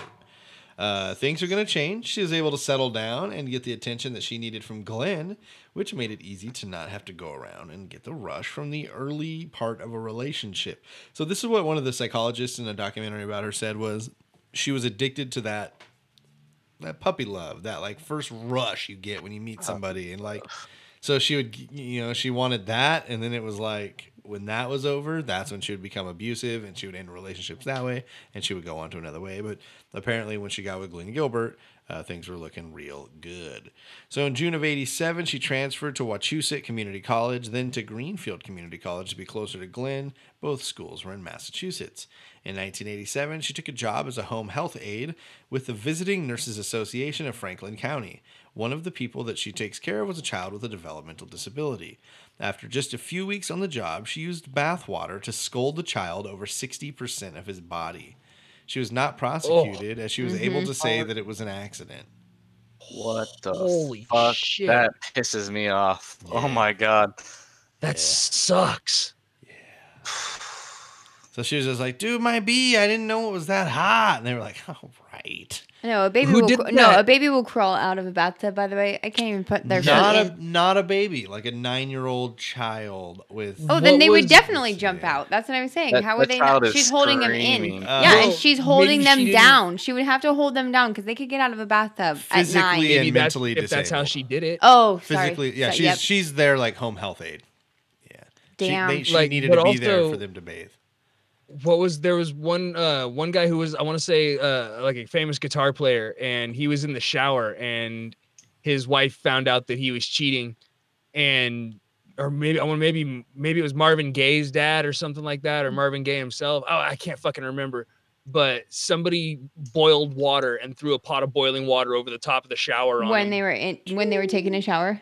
Yeah, he was taking a shower and they threw. Like, I didn't do it. It's their fault. They were taking a shower. Man, I've done some cold water over the shower, but well, yeah, but I'm ruthless. Thinking like maybe that's what she did was like boil some water and then be like, "Oops." No, from what I understand, she just cranked up the bathtub just hard. Like at my house, I've got my water heater set up. Like, oh yeah, hot for me is like turn just a little bit over the middle line. If you turn it all the way left, it's gonna burn the shit out of you. My kids don't control the shower themselves yet. I know where to set that shit. But you can get that shit hot. You know what I'm saying? Especially for like a kid or somebody who's like physically and mentally disabled, perhaps in a wheelchair. I don't know. I believe the child was disabled in such a way that they needed assistance with getting into and out of a bath. Therefore, she dunked him into a bath knowingly, supposedly, but not because it was an accident of much too hot bath water. So that's where the argument lies, but she was never charged. January of 1988, she eloped and married Glenn Gilbert and became Kristen Gilbert, as we know her now. February of 1988, she chased her husband Glenn around the house with a butcher knife after an argument. Things like this became very normal around her home. Glenn would later describe her as very Dr. Jekyll, Mr. Hyde. Mrs. Hyde, more like it. Mr. Chance Glenn.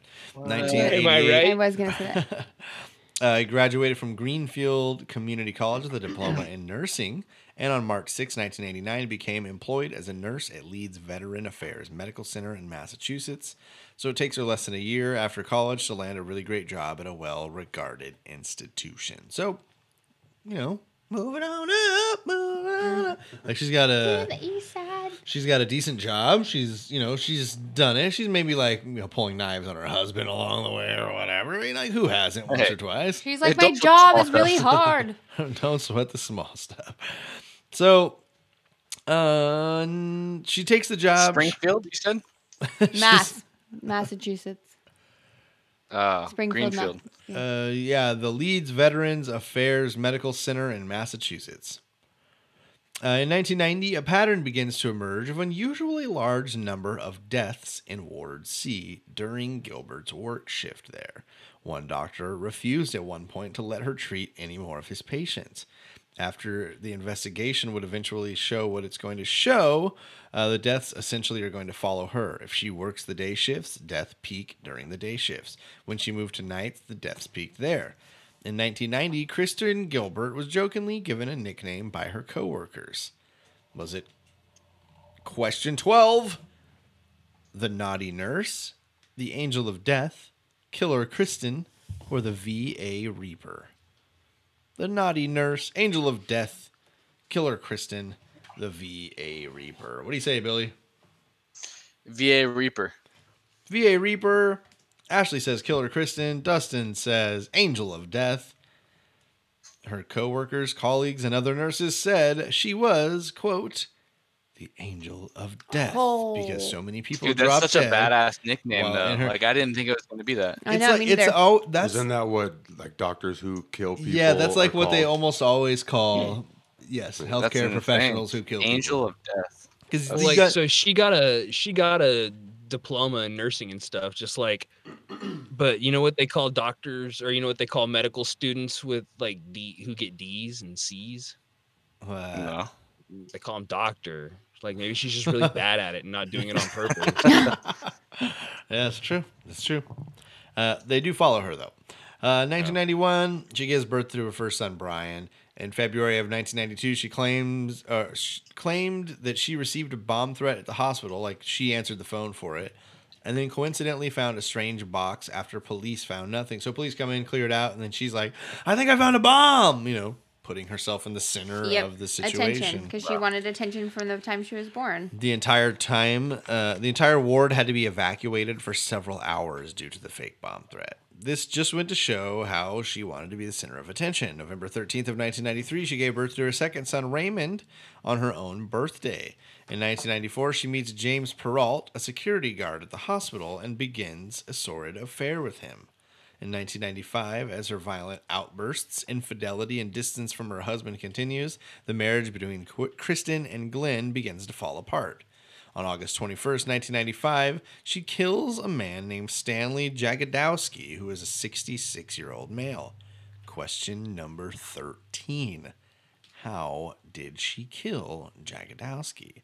Was it A, the pillow smother, B, overdose on epinephrine, C, overdose on morphine, or D, an embolism?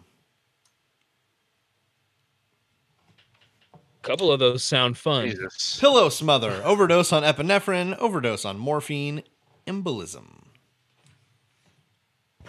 What is the morphine is which one? C? Yes. That's not my answer, by the way.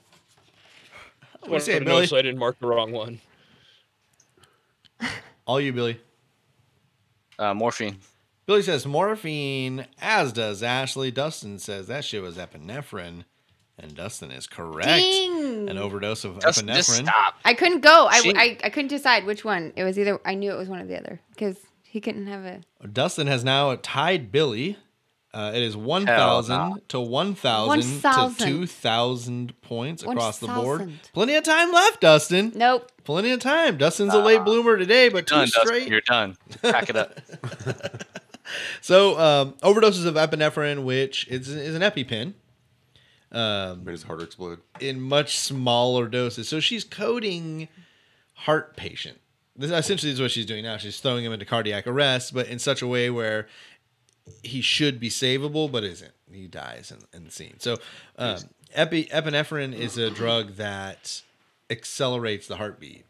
And then the more concentrated or more you get, the more accelerated your heartbeat becomes. So you go into cardiac arrest or cardiac arrhythmia. I'm proud of you for knowing, but I'm also scared. Oh yes, I learned it. I knew that, but I learned it from Crank. November From doing 1st. Crank? No, the movie. He's like, Yeah, nope. epinephrine, man. That's the thing. Is that the thing he stabs into his heart and like injects himself? No, it was when he was using the nasal spray while he was driving. Oh, that's epinephrine. That's what Chester Bennington told him. Oh, I was thinking of Speed. I was thinking of Speed when you said that with Jason Statham. And he puts the thing in Crank. his heart. That's Crank. I thought it was called Speed. It's called Crank? No, Speed Yeah, had Speed's Keanu Reeves. Reeves and Sandra Bullock. Oh, it's a completely different movie. Okay, never Bus There was in a guy It's on called the bus. the 1985. Bus Man. Slow down. 1895. Speed, Crank, Meth. It's all the same shit. Okay, so November 1st, 1995, the security guard Perrault rented an apartment in East Hampton to be closer to Gilbert. Once he moved into the spot, Kristen would oftentimes leave work early to go have sex with him before returning home to her family on time. In November of 1995, Gilbert moved out of her house to an apartment complex in Northampton Street. She was now splitting custody with Glenn, although her difficult schedule made it to where Glenn had the children far more. So they're not divorced, but they are separated at this point. And I think a lot of us know anybody who is a nurse, like they work really gnarly schedules. Like it would be very hard to have consistent. Like if you were the single parent, it would be very hard to have. Like, oh yeah, drop them off now and now and now. I'm sure there's windows, but it was essentially a lot harder. Glenn had them a lot more. Shout out to the single nurse parents. We see you. We see you. November 8th. Hey, girl. Hey. November 8th, 1995, she kills patient Henry Huden, who is only 35 years old. This is where shit kind of gets crazy because like she kills a 66-year-old man, but her next victim is a 35-year-old veteran who is showing signs of the flu. His sister, the victim's sister, did say that he was paranoid delusional schizophrenic, but when he arrived at the hospital, everybody on staff was aware of that fact, and he was on his meds and stable. So, like, yeah, he did, like, this was in his file, but he didn't show up like, oh, the fucking government's following me, man. I got a chip in my fucking brain, dude. Like, he showed up like a 35-year-old, like, although very, very weak from the flu, very healthy 35-year-old man. And then he is killed like 2 days into the hospital. On February 20th, 1995, Kristen Gilbert filed for divorce from Glenn Gilbert officially. So it's not just falling apart, guys. It's over now. February 2nd, 96, she's going to kill patient Kenny Cutting with an OD of epinephrine. He is 41 years old. Okay, this one I've never done before because I never wanted to shame anybody, and I don't want to do the same to you guys. You can. Billy, you're going to have to do... Oh, I mean, I'm going to do it now. It's here. It's a question tonight. We're good. You've heard me pronounce it many times. Question number 14. Spell epinephrine. You guys write it down. Billy, you could write it down if you want and then spell it, or if you want to do it spelling bee style, feel free to do that. Country of origin, please. Yeah, take a couple seconds for this wonderful medication that will save you if you're going into anaphylactic shock or kill the fuck out of you if you get way too much. It's okay if you spell it wrong. Here's why I want to make you say this okay. Is that I had to look it up, and then every time I typed it out, I had to autocorrect it because I didn't fucking spell it right one time typing the whole goddamn outline out. So I normally wouldn't put for all of us? Yep, this is for all you guys, but they're writing theirs down before you give me your answer. I think it's... Don't I'm the worst. It's all good. It's all good. This stuff. I'm going to just... Epinephrine. I thought Billy was going first. Billy's going first. Yeah, once you're done though, so you can't. Oh. You can't spell yours how he spells his. Yep. Okay. Okay. I'm not gonna say how you guys spelled it. I'll just say if it was right or if it was wrong. I was homeschooled. Okay. Billy, if you're terribly off base, we'll edit out how you spelled it. All right, Billy. Epinephrine. Oh yeah. EPI. NE PHRINE. Yeah, Freen. That is correct. No way. Oh, wow. So Dustin was very close. He forgot the E at the end. And I was nowhere near it because I Okay. don't know vowels. So Billy's going to get 500 points for spelling Damn! epinephrine correct. 500. 500. Putting him back out in front of Dustin. 1,500, 1,000, Billy, 2,000. I'm after Billy, Hey, with I told four you that questions Dustin to wouldn't be go. close for long. I'm with you. That's fine. Billy with 4 questions to go within striking distance of Ashley's lead. Dustin, you are still by no means out of it. Epinephrine, great Should spelling. we also go through how many letters I tried to put in there to make it? Just 8, all 9, of them. 10, 11. I put Twice 12. I as many put 12 letters. Wow. letters in there to try and see if it would work. Hey, 12. we all tried our hardest. That's what we really worked for here. That's That what was counts. That was a great question. Thank you. February 17th, 1996, 3 nurses, John Wall, not the point guard for the Washington Wizards, Kathy Ricks, and Renee Walsh, all came forward about concerns and accusations against Gilbert. One of the nurses, I believe it was Renee Walsh, following a code of a patient who had gone into the bio box and found... Okay, sorry. So this patient coded, and they actually saved this patient. So she goes into the bio box, you know, at the door of every fucking hospital that you put the needles and all the shit. Yeah. And so she pulls it down and goes through it, and she finds 3 busted, I don't know what the official term is, but the little vials with the cap on top. And there's 3 that are epinephrine. And There's now, like some left in it or no, something? like she's tossed them. They're empty. Like there are Oh. 3 used vials of epinephrine inside of the biohazard box. So one of the nurses sees this, and she's suspicious because on this wing they do not use epinephrine of this strength. This is 3 times stronger than anything they would use on this wing, and they wouldn't use that much. In addition to it being 3 times stronger, that was 6 times the amount that they would use if anybody were ever there, even at their strength. So the 3 vial, someone would get half a vial of their strength. So this is 6 doses of their strength, and this was 3 times stronger. So this is like 18 times the amount of epinephrine that they would prescribe somebody on a normal. Yeah. That's a lot. So that's why these people are coding out. After this information is given to the police, they begin an investigation on Kristen Gilbert. February 18th, 1996, the following kills... she kills patient Edward Squira. Squira? S-K-W-I-R-A. Squire. He is a 68-year-old male. It was said that during this particular code, Peralt, the security guard, was there and performing CPR as the guards are to do. So at the VA hospitals, the guards are trained in CPR and like first responder skills. So if there's like a code and an alarm hits and they can be the first one there to provide CPR, they do that. So Peralt, the security guard, is there doing that, and while he's performing the CPR, she's like openly flirting with him, rubbing on his arm, like over a dying man, even going as far as to straddle Squira while he was dying and performing CPR, but checking several times to make sure that her thigh highs were showing at the top, according to several people in the room. So she like the ultimate... Bitch is fancy. There's wannabe- other people in the room. It's not just the 2 of them and the dying guy. She's like, she's doing this with an audience. Yes, exactly that. Hell yeah. July 10th. Brown chicken, brown cow. Oh, I was just gonna say, I think I've seen this movie. Jared once couldn't stop saying that for I don't know, 7 months. What, brown chicken, brown cow? Just like that.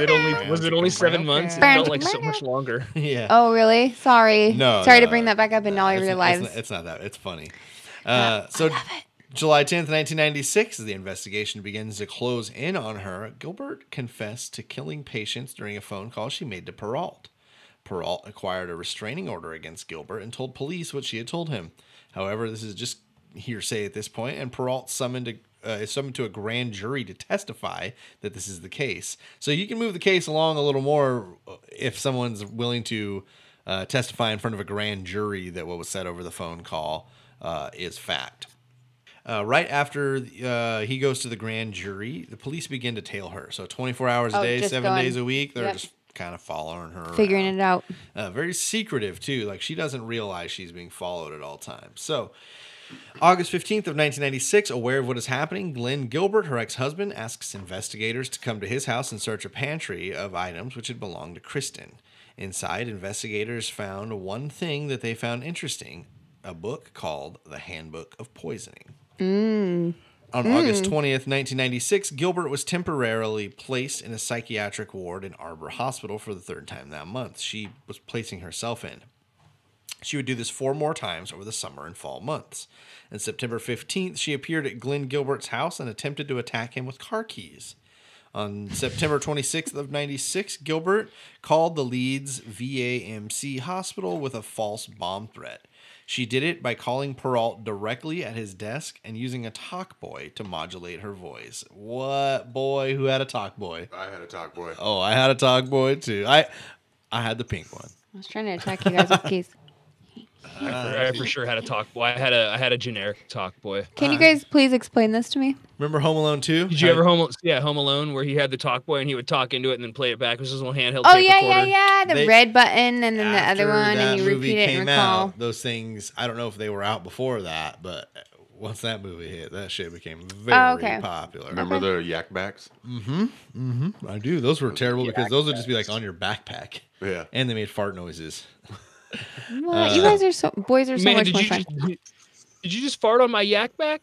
Yeah, I was trying to record it. No, it's already got fart noises, man. Yeah, I got those ones programmed in. So yeah, it's she uses the talk boy. Unfortunately for her, there were police officers watching her use the payphone at the time the call took place. When the call was traced from the hospital, it was traced right back to that payphone at the exact time she was standing there. During this time, police were also taking notes on her, and they described a jacket that she was wearing, a brown leather jacket. Right after they find out all the information and the hospital gets evacuated, like it's they take it seriously, so they evacuate this whole wing of the hospital. They evacuated like 72 patients from this wing of the hospital. Some of them like terminally ill, putting them out in the Right, can you imagine trying to pull everybody out and be like, how many things are you connected to? Let's all move them at the same time. And that, geez. So they are looking at her for murders, but they don't really have anything as of yet. But she calls in this bomb threat that they can prove was her. They saw it happen. Yeah. So we got her home you, is girl. then searched. They find that jacket that matches the description of the tailing officer's notes. Inside that jacket, they find something. Question number 15. What did they find in the jacket? Was it A, the talk boy, B, a phone card, C, instructions for the talk boy, or D, epinephrine? I want to win it all. I want to win everything if I get it right. If it was epinephrine? Is that what you put? I mean, I felt it.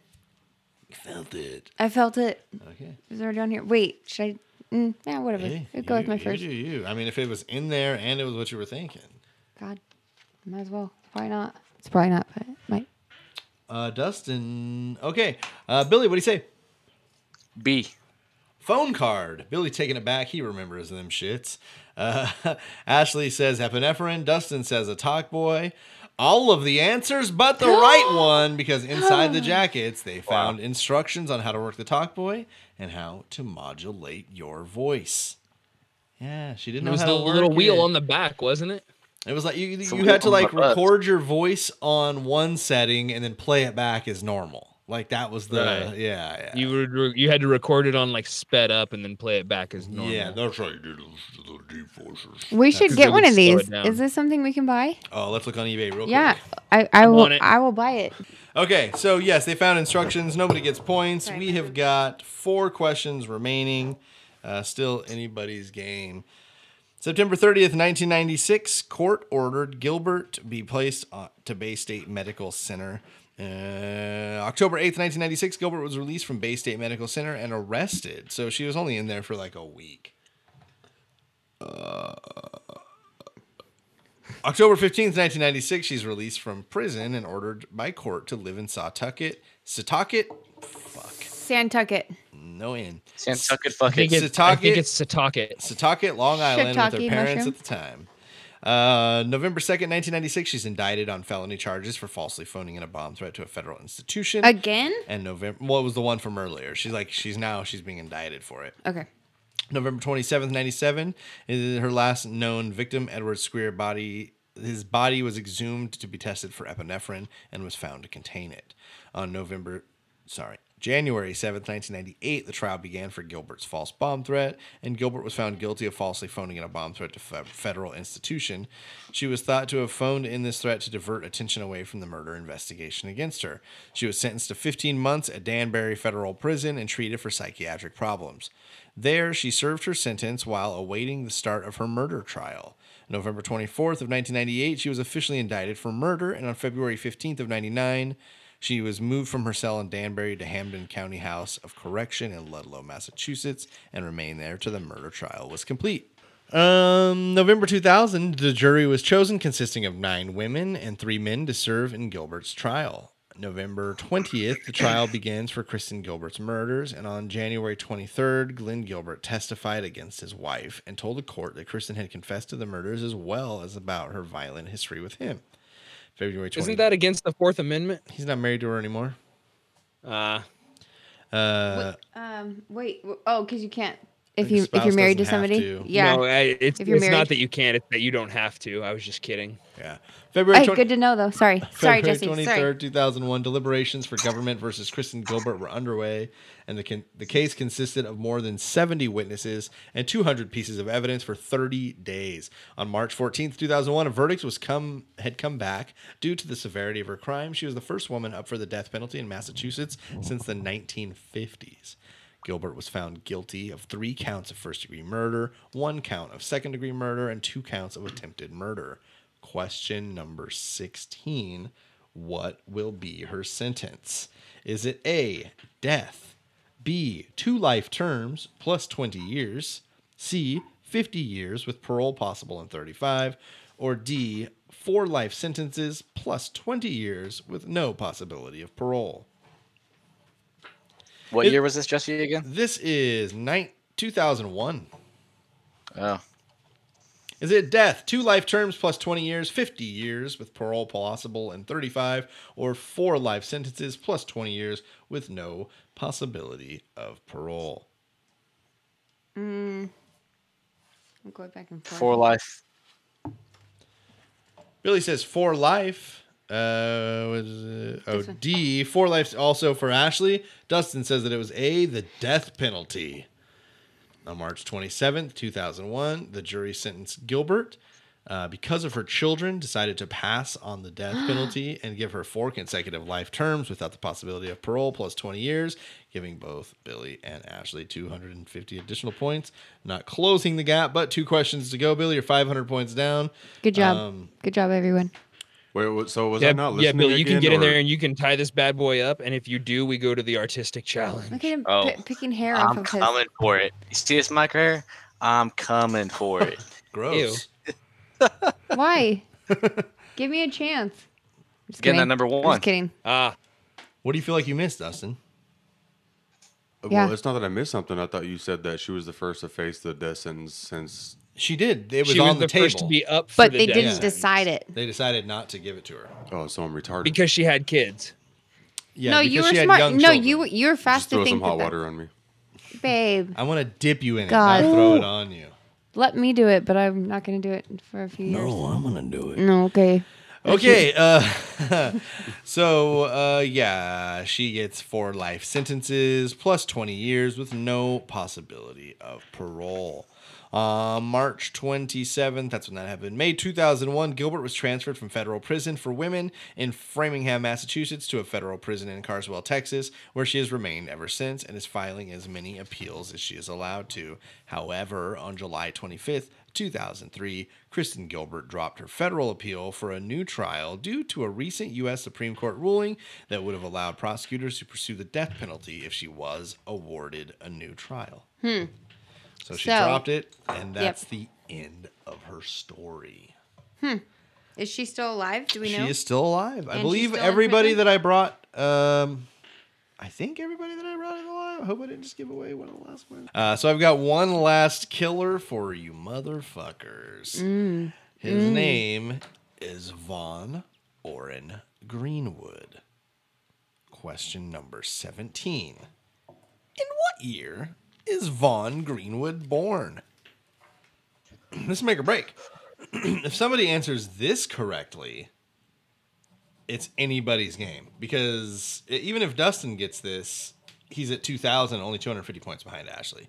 So if anybody nails this shit right here, this has happened a lot of times this season. I'm almost anticipating somebody's going to nail this. Greg, how do you feel? I'm waiting for somebody to nail it. It seems like the game has changed a little bit, and it's become a lot less about small ball and more about the big dingers that people have been socking in late in the game. Bobby Roberts becoming famous for those. Okay, Billy, what do you say? I don't know. What did I say last time? 1965. 1944. Fuck you. You guys both said 1940. That's a very weird thing to guess. That is a weird thing. At 1944. Literally, I wrote it down before you said anything and circled it, and it says 1944. Dustin says 1957. I was looking at your card. That's a good little peek over there. I know, it's a huge peek from across the world. Okay, Von Orn Greenwood was born. I actually don't have a specific date, just a year. Weird. Don't say it. 1944. Fuck no. There's no way. So Billy and Ashley will both score 1,000 points on that, putting it pretty much out of reach for Dustin. I'm just going to go home. That's insane, though. There's no way. There's no way that we just randomly thought it. That's just weird ass math in my head when I chose that. I was like, I chose like 1965 for the fourth, like my last one that I did. So I'm gonna like drop down like 20 years because that's about where they were, and I just like chose that. I was gonna go 47. I watched your face. I watched your face process it, and you were like 1940, and I was like, he better not say 4 again because like that's I literally hit. It was done, right? You guys saw it. It was on the paper. It was done. I watched it play out while I was looking at the date. So when I heard him say it, I was like, okay, don't make a dumb face when if he gets close. That was intense.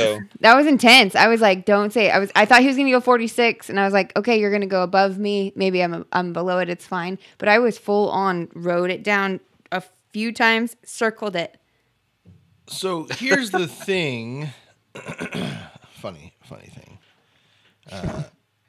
You guys don't think it's as amazing as we did? There is not a question that would allow Billy to advance into the lead, which means at this point, after 18 questions, no, Ashley is the winner of episode 99 of the Serial Chillers podcast. We will finish the episode. You'll get your victory lap at the end, but yes, Ashley has given herself a lead insurmountable enough to not be overtaken. Von Greenwood, 1944. November 13th, 1964. His first known victim was found on library steps with his throat cut and numerous stab wounds. His name was David Russell, an aging transient.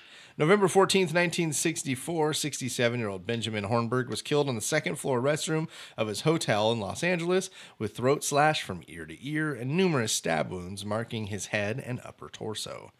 So that's 2 in 2 days. Yes, sir. And isn't that the Joker cutting ear to ear? The, like Glasgow smile. Yeah. The Greenwood slangs were interrupted in 1966 when he was imprisoned for 10 years in Illinois for the attempted murder of a man in Chicago. So unrelated to these first 2 murders. So he gets 2 kills in 1964 in 2 days. Takes 10-year break for, prison. And then December 1st, 1974, he murdered 46-year-old Charles Jackson, an alcoholic drifter, on the spot where David Russell had been slain a decade earlier. So he literally just killed a guy who was sleeping in the spot where he killed a guy 10 years ago. Yeah, that's fun. December 8th, 1974, Moses Yakinak was a 47-year-old Inuit man. He was knifed to death in a Skid Row alley. On December 11th, 1974, 54-year-old Arthur Dostet was slain outside an abandoned building. December 22nd, 1974, 42-year-old David Perez was found in some shrubbery adjacent to the Los Angeles Public Library. And on January 9th, 1975, the body of Kazimierz Strawinski, who was 58, was found in his hotel room.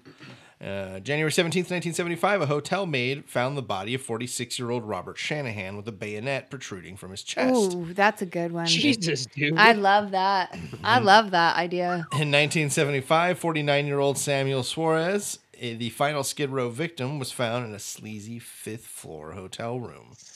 January 29th, 1975, 45-year-old George Fryer was stabbed to death in his own apartment in Hollywood. On the 31st of January 1975, a cash register mechanic, 34-year-old Clyde Hayes, was found in his Hollywood home. By this time, LA detectives formed a mental picture of their suspect, described as a white male in his late 20s or early 30s, 6 feet tall and 190 pounds, with shoulder-length, stringy blonde hair. A psychiatric profile published the morning of Clyde Hayes' murder described the killer as, and before I read this sounds a lot more like a diss track than a psychiatric profile, but here you go. He is a sexually impotent coward, venting his own feelings of worthlessness on hapless derelicts and drifters he kills. And when he's trying to resolve his own inner conflicts by turning his wrath and hatred outward. So, they just burn him all sick. Damn. December 11th, 54-year-old Arthur Dostelt was slain outside an abandoned building. And December 22nd, 1974, 42-year-old David Perez was found in some shrubbery. Already did that. Kazimierz Strawinski, hotel, yep. 49-year-old Samuel Suarez, yep. 45-year-old George Fryer, Craig, thank you. Sexually impotent coward. You guys heard it all. He was further described as a friendless, poorly educated loner, probably homosexual, with an unspecified physical deformity. At this time, he is also given a nickname. Question number 18. What was that nickname? Is he A, the Homeless Slayer?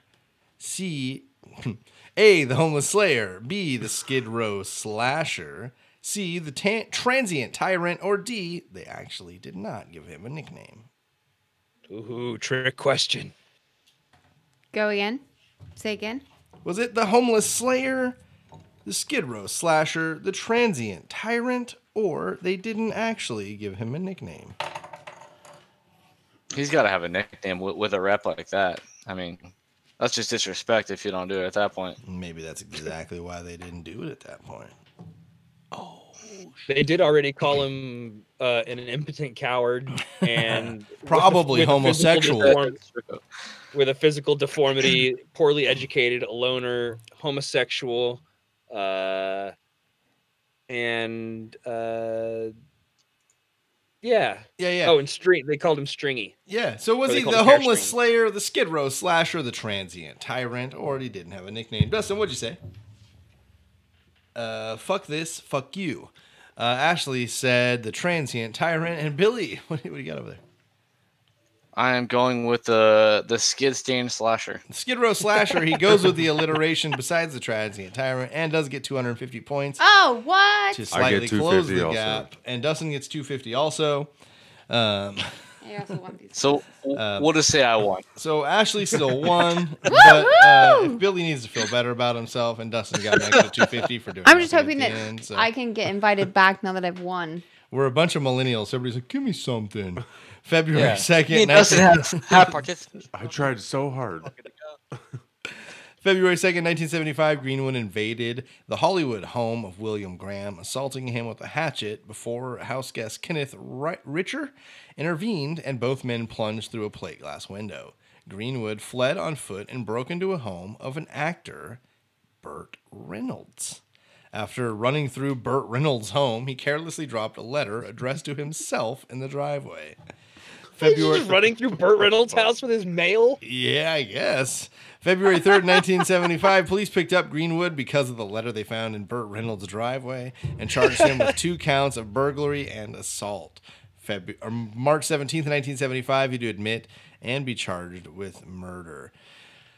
January 23rd of 1976, Greenwood is indicted for 11 murders, and December 29th of 76, convicted on 9 counts of murder. A mistrial was declared on the other 2 counts, so he is sentenced to life in prison on January 19th, 1977, and is alive today in his mid-70s. So, yeah. So, I think your buddies are back, Billy.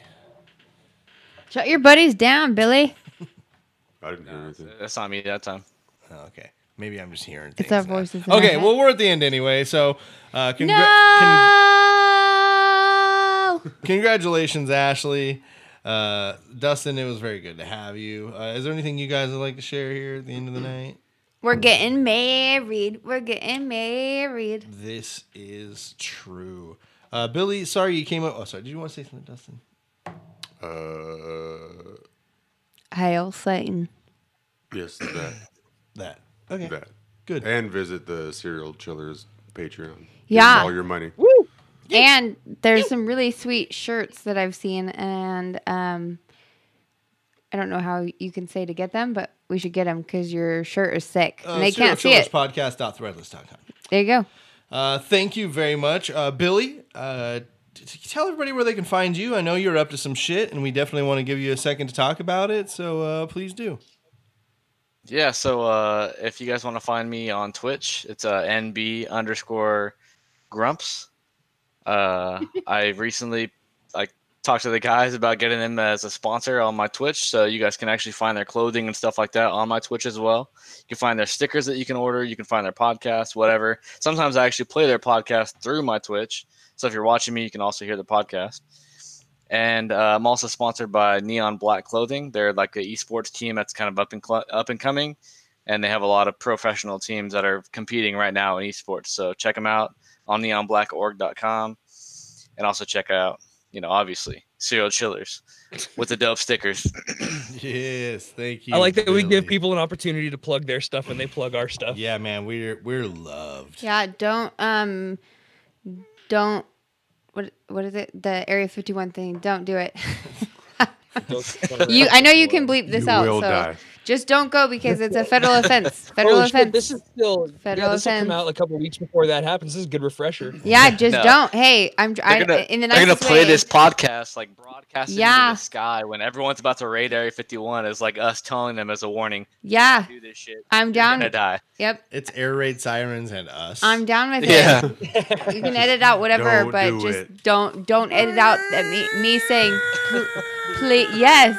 Here is an evacuation route. Do not. And also, whatever the shit is there, if they've known this far in advance, nothing's gonna fucking be there, you idiots. It's so dumb. Like, if they think that people are actually gonna, like, what are they saying? 1 million people? 1.5. 1.5 million people. If they really think that many people are going to show up and invade their 500,000 bullets that they think that they have, it's fucking bullshit that they don't think whatever they have there isn't going to be evacuated in that amount of time. You're going to go to a fucking shithole. You're going to get shot. You're going to be a fucking idiot, and everybody in Nevada is going to fucking hate you. So Tell you them walk. how you really I know. Sorry. I think it's the dumbest 500,000 fucking shit. I think it's the dumbest fucking shit. 500,000 bullets is a gross underestimation of the Army's firepower and willing to spend money on ammo. That's what they're saying is there. 500,000 bullets. At That's the base, but that doesn't mean they can send out their jets and just drop bombs. 500,000 rounds at the base. What, in one Which, room? by the way, I Like- would pay to see that. They also, Yeah, don't take that from me. I got that from my fiance. I also imagine that if they had this much advance, the sound weapons that make you just straight shit your pants for 5 days straight will just be out there going, playing over the fucking hill. Brown Everybody's noise. gonna rush over the fucking hill and get hit with a brown noise and drop to their knees and go, and just start shitting and puking all over. What if they just let them all out? They're like, that's fine. Just let them all out. Shitting It's and fine. puking. It's gonna be beautiful. That's what I was gonna say. That's one of my favorite memes that I've seen come out of this whole thing. Is the guy that's like grabbed by I forget what it was. He was grabbed by somebody, and there was a guy off to the side, and it said Area 51 guard, and then me, and then it had an alien like wrapped Holding around him, this alien. and he's who was like- probably in containment for a reason. My favorite meme that I've seen is like the little, it's on Reddit, and it's like this little round thing, and it says, I'm coming to save you from Area 51. And the alien's all sad, and he's like, and I'm going to have sex with you. And the alien's like, yay! Oh, wow. That's the only Get good them one. aliens All Make right. them alien cheeks clap. Well, let's end this on that then. Thank you, Hella Greg, for doing what you do. Thank you, Billy, for coming out. Thank you, Dustin. Congratulations to Ashley. Thank you. Yeah, thank you. Absolutely. Thank Woohoo. you to everybody for listening to episode 99 of the Serial Chillers podcast. And remember, don't talk to strangers. Don't say. Bless you. Thanks.